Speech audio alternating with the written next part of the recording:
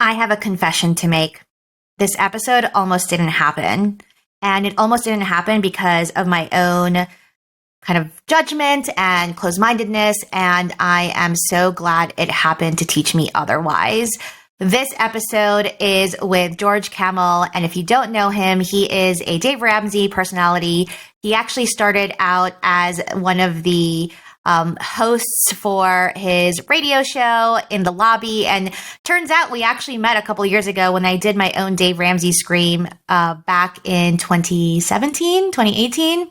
And why I say this episode almost didn't happen is that when we got the request to join our podcast as a guest, my first thought was, well, this podcast is for women and this podcast is for people who are reaching financial independence, not just paying down debt. And Dave Ramsey has been saying some stuff that I don't necessarily agree with. And so is he a good fit for this podcast? And then Steph and I had a great conversation and we said, you know what? There can be some things that we can learn. We haven't really known much about him, and maybe we will find out some things that we really do enjoy about this person. And also maybe we can find some common ground. And it turns out all of those were true. And George is such a lovely person. And I'm really, really glad that he came on the podcast because it reminded me that yes, while Steph and I are focused particularly on women and reaching financial independence and specifically look through the lens as women of color, it is also important to note that we can learn a lot of things from people who don't look like us, who maybe come from different backgrounds. And turns out we have a lot more in common than we expected. And so if you're someone who is in that phase of trying to figure out how to pay down debt, trying to figure out how you want to move on with the next phases of your life, but you want to get your personal finances in order, I would love for you to listen to this episode. So let's dig in.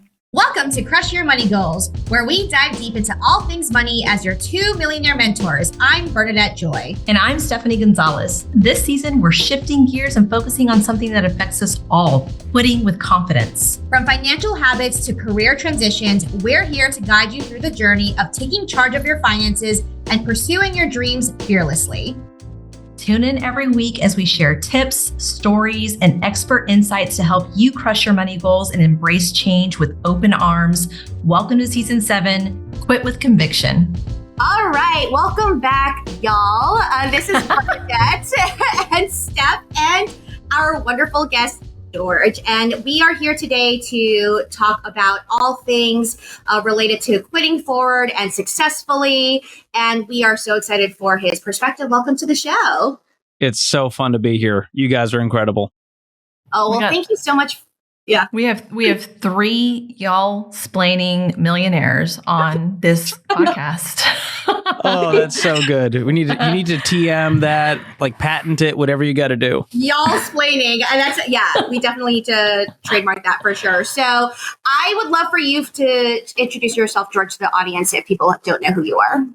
Absolutely. So I've been on the Ramsey team now for 11 years. I started as an intern and worked about 6 jobs in this one company over those 11 years. And the last few years, I've gotten to teach and speak and tell people that there's a different way to handle money. And that was my story. When I started here at 23, I was $40,000 in debt. I had the credit cards. I had the student loans. I was frustrated. I was cynical. I was anxious. Pretty much your typical millennial. And things changed once I started working for this guy named Dave Ramsey. I went through Financial Peace University. I cut up my credit cards. I got out of debt in 18 months, met my wife here. She's much smarter than me, better looking and better with money. And so we ended up in our early 30s. We fast forward 10 years into the journey and we have a paid for house and we are what we call baby steps millionaires. We had a net worth for our household of over $1 million. And I came from immigrant parents, didn't come from much, very middle class. And I want to shout from the rooftops that it's possible to change your financial future, regardless of where you are today and regardless of where you came from. Love that. I love that. A side note. So we tend to meander the show. How did you meet your wife at the... First, I always tell people, like, don't date a coworker unless you plan on marrying them because it can get really awkward. But I was also like, Dave's hiring process is so intense that if you make it through that, you must be such a quality person that, like, if you're good enough for Dave, you're good enough for me. And so that was sort of my standard.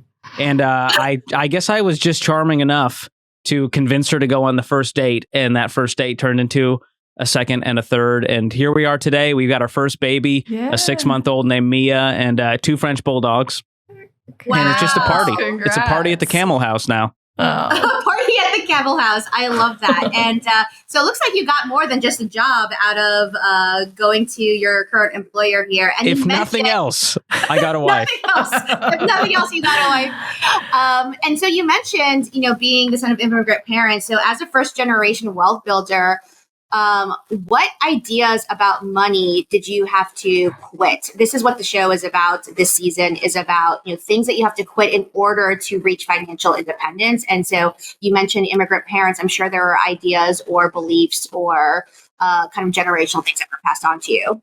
Yeah. So my dad immigrated from Egypt. My mom immigrated from Syria. They met in Texas at an Arabic Baptist church in Houston. So if it doesn't get more Southern than that. And so that was my upbringing. It was this weird, like Arabic Baptist Southern, but then when I lived in Boston and that's where I grew up. And so it was a wild time. But, the work ethic of any immigrant is they will outwork anybody. And so that's what I grew up learning. And I also grew up learning frugality, which is great. The part I had to unlearn was the assimilation to this toxic money culture. When you move to America, they might as well just slap your, the green card with a credit card and go, all right, time to build your credit. What do I got to do to build credit? Well, you have to go into debt continually for a long time and good luck. And that's kind of what happened with my family. I learned that, it was all about negotiating a good monthly payment versus being able to afford things in full. And that's the way I learned things growing up. I learned that debt is a tool that you should leverage and that your credit score ultimately will dictate your financial success. So those were a lot of things I had to unlearn, that debt is not a tool. Debt is a thief that steals from my paycheck and my income and my joy. And the credit score is all about debt management, not money management. So those are 2 really big things I had to learn. And one of the other ones was you'll never be a millionaire because everyone on my street, unless you grew up rich, you didn't get to become rich. And that was a really difficult thing for me to wrap my head around. My parents, they didn't come from a lot of money. We didn't have a whole lot of money. And so in my mind, I'm going to be like my parents when I grow up. Maybe slightly, as a little bit better. That's always the goal of any parent, is to raise kids that have a life a little bit better than they did. But I never, when I pictured a millionaire, imagined myself. Because the picture I had in my mind was a very toxic, false, mythical picture of what a millionaire looked like. And the last one I had to unlearn was that I thought budgeting was for accountants and money nerds. And what I had to realize was that budgeting is for people who are intentional with their money, who want to happen to it. And so all of those things, relearning that debt is not a tool, that the credit score is ultimately a real bad scoreboard of how you're doing financially, that you can become a millionaire, and a part of it is belief in your own financial destiny. And lastly, that budgeting is for people who want to win with money. And once you can unlearn those things and learn the good stuff, it is amazing how much confidence and peace you'll have. I mean, it definitely sounds like you learned all these things, but I assume it was over time and with a lot of introspection and maybe even making mistakes along the way. As a first generation wealth builder, and now even having the wealth that you have now, what has been the hardest part going from one side to the other? Because I have a perspective on this for myself, right? And thinking about I'm a millionaire. How do I say this? How do I even show up? Oh, it's awkward. Yeah. So what's the hardest part about that for you? Oh, the hardest part, I think, is trading in this kind of YOLO FOMO mentality, which is so natural to have. Because we want to enjoy life. We've seen our parents work their whole life just to have maybe kind of a sad retirement later on at 65. And that is our worst nightmare as a younger generation. We want to enjoy life now. We want to travel. We want to have these experiences. We want to have the stuff while we're young enough to enjoy it and able to do it. And so the thing I had to trade in that was really hard was FOMO for what I call JOMO, the joy of missing out. And there's this amazing thing when you run the race set before you that you set for yourself that is not influenced by how your friends are doing or what your socioeconomic scale your parents are at. You get so much confidence and peace in the journey because nothing can distract you. Nothing can throw you off when you know you're doing what's right for you and your family. And the problem a lot of people have is they try to run other people's race. And the huge problem there is there's no finish line. When you run someone else's race, you're always trying to keep up. You're always trying to upgrade your lifestyle a little bit more. And especially for women out there, the social and relational pressures are so real. to have to say yes, to go, yes, absolutely, I'll go on the trip. Yes, let's go out this weekend. And so just having the boundaries to say no is a huge part of JOMO, but it's what absolutely led me to build wealth at an accelerated pace. Wow. I'd love to hear, if you don't mind, I'd love to hear with you and your friends, right? This is a conversation that comes up a lot for Steph and I have talked about this. I've talked about this with my friends who millennial here as well. I'd like to say older millennial. Elder millennial, yes. Yeah, we are elder millennials. The best here. kind. We're the elder millennials. When I was going through my own debt-free journey, I definitely had a challenge of that FOMO versus JOMO, and even explaining to my friends what it was I was trying to do because debt was so normalized. So what kind of conversations did you have to have with your friends while you're paying off this $40,000 of debt that you mentioned earlier? Well, the beautiful thing is when you're young and broke and single, it's the best time to just say, hi, I'm broke. And everyone's like, oh, yeah, me too. And so it's a really easy time when you're 23 to go like, hey, I can't do that thing. I'm out of college. I have student loans. I just got my big boy job. I'm trying to really build a financial foundation. I think friends are more understanding at that stage of life. But also, if they're not, it might be time to find new friends because the friends that you dragged along from high school or college may not be the people who are going to take you to where you want to go.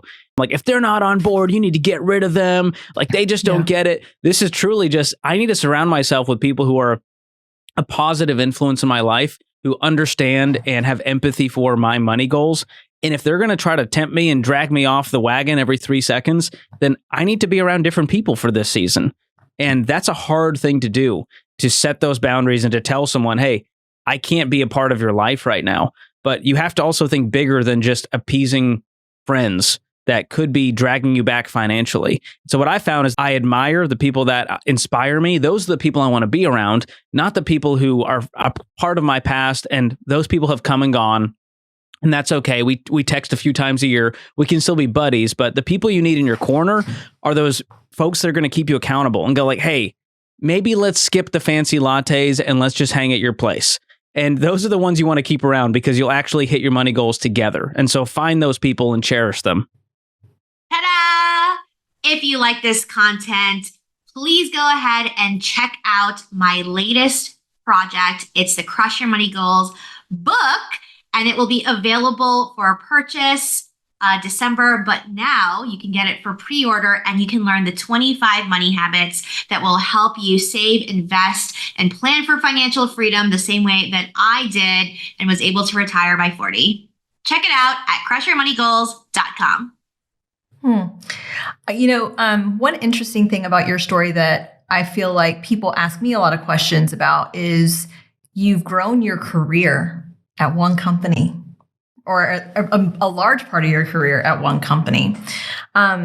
What has been your mindset going into that? Whether it's, this was something you always wanted to do or not, but how have you thought about your career and what you're putting into this and the advancement of it? What's your recipe for success in your mind? Oh, that's so good. Yeah, I truly think my career journey is way more impressive than anything I've done financially. To go from being an intern for a Ramsey personality to now being a Ramsey personality still is so humbling in my mind. And it's something I didn't come here to Ramsey thinking, well, I want to be a personality, so I'll just do whatever it takes to get there. I didn't even think it was in the cards for me. I was just happy to be a marketing guy and do social media and email. And so on the career side, I always joke that I have a Guinness World Record for longest held career by a millennial at one place because I've been here 11 years. Now, I've had 6 jobs here, but a lot of the mentality I've seen out there, and some of it works, is you got to job hop. If you're not job hopping every 1 or 2 years, then you're missing out on raises. And it's a very just like this aggressive boss babe mentality of like, get paid what you're worth. And truthfully, there are a lot of people who are not getting paid what they're worth. And it may be time to jump ship and go to that next company. But I also think there's such value in planting deep roots in one place and growing there. If you look at a lot of leaders out there, they started from the mailroom and now they're a VP in the company. And there's beauty in plugging those roots in and just being faithful in what's in front of you. And that's exactly what I did. Job after job here, from intern to social media to email marketing coordinator, back to social media, to all of these different roles, to host an MC for live events and the live streams we did, to now personality. you just had to be faithful in what was in front of you and not get too eager and too, you don't want to be too much of a squeaky wheel. You want to be a team player and go like, all right, I'm going to do what's in front of me and I'm going to get a little more rope because I'm going to crush this opportunity with everything I have in me. And people notice that over time. And I truly think that's what led me here. It was being the most prepared guy in the room because I knew I wasn't the smartest. And I know and this wasn't like working 80 hours a week. There's this also toxic mentality that like we work 8 to 5 and then Dave yells at us and says, go home. What are you still doing here? Go be with your family. And so if you're not at a company that respects your time and boundaries that way, it also might be time to leave. But luckily, we've got a great culture here, great leadership at Ramsey. And I'm a lifer here, as we call it. And it's been a wild journey. And I encourage people to just be faithful in what's in front of you and know that it may take longer and it's going to be frustrating and it's going to do a huge zigzag. And it's not going to be the straight linear line of I moved up in the corporate ladder. It's going to look different and you need to be okay with that. Yeah, the zigzag is real for sure. The zig is real. Mm-hmm. Go ahead, Bernadette. I was going to say, I envy you in that regard, in that I quit many jobs over the course of my similar time span. And so the fact that you were able to move within different jobs in the same company is absolutely great. I want to shift gears into that beautiful orange rectangle behind you, that book you have that's coming out, Breaking Free from Broke. Can you give us a little synopsis of what the book is about?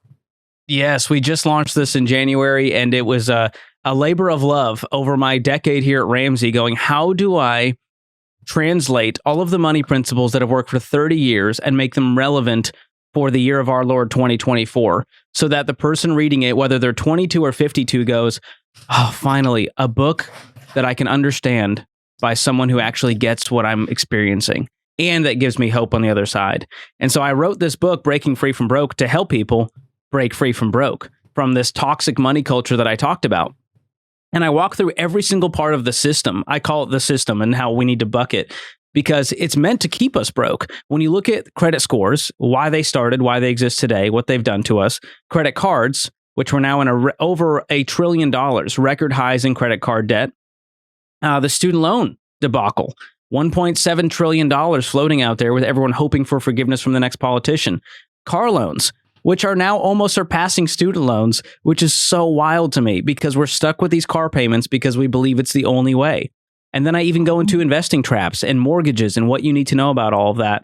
And then by about 2/3 of the book, I show you how to break free from all of that and live a life with more freedom, more margin, more options, and more joy.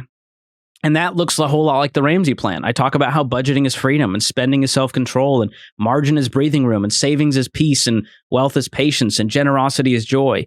And all of this leads to a more meaningful life. I think we need to talk about money so that we can stop talking about money. Because usually when we do, it's negative and it's complaining. And instead, I want us to talk about the people that we want to become, the families that we want to be a part of, the places we want to travel to, and money then is just an obstacle holding us back. And so I want people to see money as a tool to help them live their best life instead of live this life they're exhausted by. And so that's the synopsis of the book. It's called Breaking Free from Broke, and you guys can pick it up if you want to at RamseySolutions.com or wherever you get books. This podcast and the work that Bernadette and I do is very centered around women, right? And money, managing your money, getting in the driver's seat of that gives you a lot of choices, right? But if you were to give a woman advice based on your book and the philosophy, right, that you surround yourself with, if they were trying to quit a toxic situation, you call it work, relationship, whatever, what is it that you would tell her? Well, this largely comes down to boundaries. It's far less of a financial issue, and it's a lot of just being assertive in your boundaries and being okay to say no, whatever the situation is, and whoever is treating you that certain way, you have to be able to exit that situation in a graceful way and sometimes in a less graceful way, depending on how bad it really is. And we've taken calls on the Ramsey show where women are being abused, whether it's verbally, financially, where they say, well, he handles, he handles the finances. I don't really get involved. That is a frightening sentence to me because that is not a picture of a healthy marriage. That is a picture of someone who is being financially abused in a very controlling situation. And so I tell them, you have to have accountability and transparency in a marriage. There is no trust right now. You don't know what he's doing. He doesn't know what you're doing. And that's why we tell people, combine bank accounts. I know it's scary for a lot of people, and there's situations where we say that's not a good idea if there's been some financial trauma and addiction and spending issues. But for a lot of people that are in a relationship of that kind, number one, don't combine bank accounts and money until you're married. Because we also see a ton of awful things happen. Well, I co-signed the loan for him, and then we broke up, and now I'm stuck with his loan. Those are real situations. And so don't get yourself tied up in that, whether it's a car loan or even a mortgage or a house. And then the other thing you need to do when it comes to quitting that toxic situation is realizing that you have more agency and autonomy over your life than you think. And unfortunately, because of the way society has pressured women into trying to be submissive, they go, well, it's not really fully in my control. And the women that inspire me, the women that are going to build wealth, regardless of what happens to them, are the ones that go, no, I have a say in this. I have control over a few things in this situation, namely how I react, how I respond, my habits, my behaviors. And some of the most inspiring calls on the Ramsey Show are those women who overcame the odds, who overcame the toxic situation, the single mom who's able to become a millionaire and get her kids to college debt free. Those are the ones that bring tears to our eyes. And so I want to just tell all the women out there that I totally understand the pressures are very real. They're different from the pressures on men. And there still is a lot of, inequality, and there's still justice to be had when it comes to women and finances and career. But the one thing you can do is advocate for yourself and get that financial literacy. This is not a man's game. Wall Street might be filled with a bunch of white guys, but it doesn't mean that you can't build wealth for your family regardless of that all. And that's what we teach in Financial Peace University. We are not a company that's built to serve one type of person. We want to serve everyone in all walks of life. I love that. I think it was the end of your book where you navigate this discussion around cynicism and hope. And kind of you even navigated between those two. Can you explain that to everyone? Because I think what you discussed there in the sense of a woman, right? I saw that, but I think that also applies to first generation wealth builders, diverse communities, the whole thing. Tell us a little bit about that. Yeah, I tried to go first and go I don't want this book to feel like I'm talking down to you.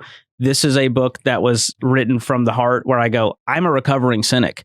I was that guy. Some days I wake up and I still am that guy who's very cynical toward the world. And usually that's because I read one too many headlines, or, you have the wrong inputs and you're seeing the wrong stuff on social media where I'm like, why am I following this guy? Or why is the algorithm serving me up the most frustrating financial content where I want to rip out my hair? And so a lot of it does come down to your inputs when it comes to hope versus cynicism. And it's a daily choice. I know that I'm not this the power of positive thinking guy. I'm too logical for my own good. And therefore hope is this elusive thing where I'm like, well, that's cute if you're Tony Robbins, but I got to wake up and go to work. And so the one thing I realized was that hope is a daily choice I have to make, like brushing my teeth, like taking a shower. I have to believe that today's going to be a good day where I'm going to build wealth. I'm the kind of person who takes control of my money. I'm the kind of person who has self-control, who invests every single month. And once you have those identity-based goals and you see progress over time, which is what we call the 7 baby steps that we teach, it's amazing how hope starts to trickle in and starts to grab a hold of you, and it starts to change you. And that's why I ended the book with a chapter on generosity is joy. Because I truly believe it's the antidote to so much. If we can just be more open-handed with our life, with our time, with our money, with our resources, it will lead to more joy. And I believe more can flow to those hands when they're wide open versus clenched and tight and cynical and Scrooge McDucked through life. It's just not a fun way to live. And so I have to fight that cynicism every day. But I end the book saying, I hope you choose hope, that it's not too late for you. If you're that 55-year-old person listening and you're like, well, if I knew this stuff 30 years ago, well, the best time to plant a tree was 20 years ago. The next best time is today. And so I remind people, what are you doing today? And I also say this, it's not all your fault, but it's your responsibility for where you are today. I want to acknowledge that it's not all of our decisions. Yes, some of it was my stupid behavior, but a lot of things did happen to us, and there was family trauma, and there was abuse, and there is baggage. But we have to go, what can I do about that? What can I do next so that I can rise above this toxic system and build wealth and live that life I want? Attention ladies, want to be a debt-free millionaire? I'm your co-host Stephanie, and I'm here to help you activate your hard-earned income and achieve financial independence. For being a Crush Your Money Goals listener, I invite you to book your free personal one-on-one consultation with me today and get started on your wealth building journey. Visit www.womenswealtheffect.com/free. That's www.womenswealtheffect.com/free and take control of your financial future. Don't wait. Love that. Love that. As you think about your now growing family and doing the work that you do, Bernadette and I kind of grapple with this a lot. Like we're all debt-free millionaires, right? And we are building our businesses and we have ideas of what we want to accomplish. And of course, financial goals that are behind that. In your mind, how much is enough? What is your goal? Oh, this is a real question, and I am in this season hardcore. My wife and I were just having this discussion about, do we upgrade in-house? There's some new neighborhoods, and we could build this massive house. And I'm like, well, we have 2 French bulldogs and a baby. We don't exactly need a McMansion at this point. And so we actually ended that conversation going, we have enough. Like, we have enough bedrooms. There's enough square footage. There's always this idea, especially in America, of, well, what's the next thing? What's the next thing? And for people like us who are very driven, it's healthy to always have a goal in front of you. Otherwise, if you're like me, you get lazy and comfortable and, eat one too many gluten-free Oreos. And I've been there. And so we love having that goal, that carrot to dangle in front of us going, okay, what's the next thing? And so for us, it was, we paid off the house. All right, now I'm going to upgrade my car. Okay, now we're going to upgrade her car. Okay, we got the house. We got this. We have the baby. Let's get the college fund going. Okay, now can we retire early? Can we upgrade in house? And we've had to learn that contentment it's a moving goalpost if you're not careful. And so we've had to really plant roots and go, what does enough mean for us? And now that we have a baby, I think it changes things once you start a family, because when you look in the eyes of that little girl of just pure joy and innocence, you're like, oh, this is my new enough. It's not about the next thing and the next financial goal. It's about being present. And so what I've realized is the best version of enough is being present in the moment instead of living in the past or trying to achieve some goal in the future. And that to me is the largest struggle. If you guys have any tips for that, please tell me, because I struggle with just being present. I'm always like, what's the next thing? What's the next thing? Yeah, you and my husband can talk about that. He was literally talking to me the other day about, now in his mind, his motivation is the 2 boys that we have, right? And what we want to ultimately help and support them in, not only financially, but just the skills that we give them to navigate the world in front of us, because it's a very different world than we grew up in. That's a challenge on its own. Yeah, but doing it debt-free, and you guys know this, it's such a different way to live. Like, yes, it's not like money is never going to become a thought anymore, but it definitely takes the stress away. It just becomes, it's a light challenge versus a conundrum where it's a crisis. And so that's what being debt-free does for people. It gives them peace and margin and options. You can live where you want to live, work where you want to work, raise your family how you want to. If we want to go to private school, we're going to send them to private school because we have the margin to do that. And it just allows you more options. Absolutely.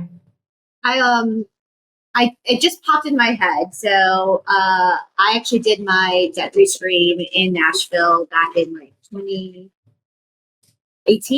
I think it was. Sounds crazy. And I just remembered you were in the lobby. Was I in the lobby doing the host interviews? I thought he was going to say bringing you coffee, but that's not. We need to find that footage.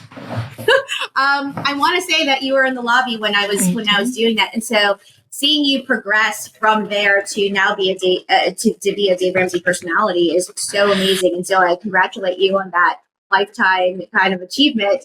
But thank you. I don't know why it just occurred to me now. It's just like, wait a minute. I think I've actually seen you in person. You had this like Chris Nolan flashback just now. It's amazing. Really took you back. For the YouTube video, I'll put a little kind of thing here. But for someone who doesn't have that life or maybe job right now, an opportunity to be able to kind of put forward is around side hustling. And I heard that y'all have a new quiz that is available for people to check out side hustles. Absolutely. It's one of the biggest questions we get because as I talk about how to create financial margin to get rid of debt, to invest more, whatever, to save the down payment, it all comes down to margin. And there's only two ways to do it: spend less and make more. And I talk a whole lot about how to spend less, getting on a budget, cutting the subscriptions, all of that, lowering your lifestyle. But the make more side, a lot of people are going, when do I quit my full-time job? How do I approach that side hustle? So we created a totally free side hustle quiz at georgekamel.com. That's Kamel, georgekamel.com/side hustle. And this will help people navigate that and kind of put them into the quadrant of, hey, do I have a lot of time and high skill? Do I not have a lot of time and low skill? Then it helps them figure out what side hustle could be next for them. And I just want to encourage people with it and go, there's so much opportunity out there. There are people starting businesses every day. And it would blow your mind how strange. And you're like, people like make widgets for this thing that go into this part. Yes. And they make millions of dollars doing it. And so whether you start small or you want to go big, this will help you sort of figure out what's next for you. And it's part of my journey. And that's why I'm passionate about it. I didn't just wait for Dave to give me a raise. I couldn't fast forward my career when I was starting. And so I had to go out and make $10,000, $20,000 extra a year to hit my aggressive financial goals. And through consulting and marketing and Ubering and lifting and building websites and doing music, all of the skills that you already have can be making you money on the side without some like TikTok scam where you have to buy a course. So go check it out, georgekamel.com/side hustle. I appreciate you sharing that. And I want to end with this thought because I know that there are some people in the personal finance world that might say that the baby steps are kind of older or outdated or feel like they might not be into modern times. And it seems like, and it feels like with your book and with your philosophies that you've really brought some of these things into the modern world. So what would you say has been the evolution of the baby steps and how can that apply to people today in today's world? Well, half the reason I wrote the book was to address every single one of those objections. I promise I get to it before your brain can even get there when you're reading. Like, oh, dang it, he covered that too. And so that was part of the goal. But what I've seen is that the people that want to have the objections, either they're like crazy money nerds who they're like, all right, I've graduated, I don't need this. And they just want to argue for fun on the internet. But there's people I got to help out there. There's people who actually want to grow and don't know the right principles. And for those people, I would say the baby steps still work. And this is not a theory. It's not out of sheer grit that we stick to it. It's because we continually see it working. We continually see people on the debt-free stage in their 20s now, in their 30s, who just got a handle on this stuff earlier. And so the principles underneath the baby steps will work through the end of time because they came from the beginning of time. This is based on biblical principles of the borrower is slave to the lender. So let's get out of debt and stay out of debt. That's going to help us keep more of our greatest wealth building tool, our income. Hey, maybe we should live on less than we make. That way we never outspend our income and need to go into debt. Those are some basic principles. Budget for the future. Make a plan for where your money's going to go instead of wondering where it went. And invest for the future consistently, and you will build wealth. And so these are not like mind-blowing principles. And the way we lay them out in a strategic order is what causes people to win. Because as we take calls on the Ramsey Show, a lot of people are doing a lot of good things at once. They're trying to pay off debt, but they're also trying to get the emergency fund, but they're also trying to save for a down payment, and they also want to invest for the future. All wonderful things, but there is an order to it that will help you build wealth faster with more peace and confidence. And so I tell people, read the book, and then we can argue about it after that when you have your book report. I love that. I love that I love that rather than having that cynicism that you're giving people the opportunity to get informed about it and then have a conversation about it, right? And so I think that's really wonderful. It has been so fun to have you on the show today. Thank you so much for your time. Is there any last words that you want to share with our audience? Oh, you guys are just so good at this. I just wish we could all hang out. So if you're ever in Nashville, or if any of your listeners are in Nashville, come by and see us at the Ramsey headquarters. You can watch the show live. We'll feed you baked goods and free lattes and all that stuff. That's true. I know that personally. You'll be surprised at how much Bernadette and I see each other in person. So if we do that, we will hold you to it. Please. We'll recreate your Bernadette's debt-free scream, and I'll hold the mic in front of her and interview her. It'll be a blast. That's so fun. Well, thank you so much for having me. I'd love to connect with people listening as well. If they want to reach out at George Kamel with a K on Instagram or catch me on YouTube, all of that stuff. We're always wanting to engage with our peoples. Thanks for being here. We will talk to you soon. All right. See you guys. Bye. Thanks for listening to this episode of the Crush Your Money Goals podcast. Please leave us a rating and review on Apple Podcasts or wherever you listen to this podcast. Your feedback helps us spread the wealth of knowledge to more women like you.